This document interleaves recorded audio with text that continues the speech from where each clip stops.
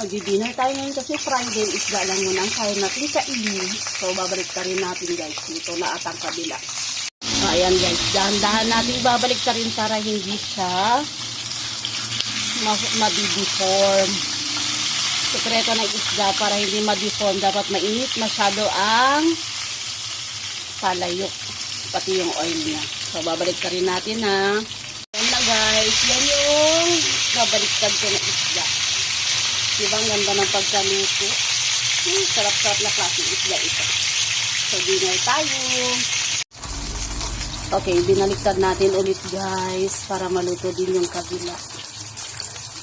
Yan, ang sarap na isda guys. Sobrang sarap. Fresh na fresh po yan.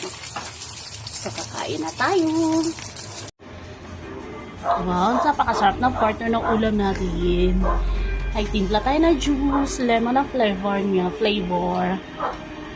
Kasi mainit ang panahon. Sarap yan sa mani. Diba? Dinner serve, ayan o. Diba? Mainit-init pa siya guys.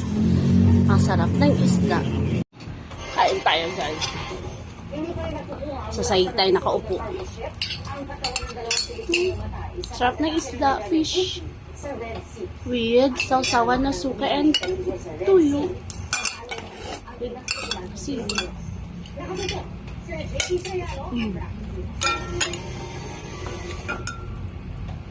Isa sa lahat ng Media Derby ang sakay ng Land Bank ko.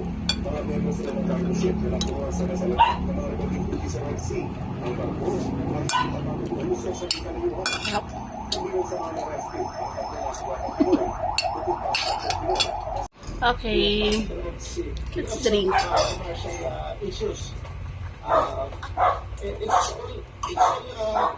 Sarap. Sa mga katipid, ayon sa DMW, may kasunduan ng nabuo sa mga ship owners na hindi sa Kain. ang pagsakay ng mga Pilipino sa mga bangkong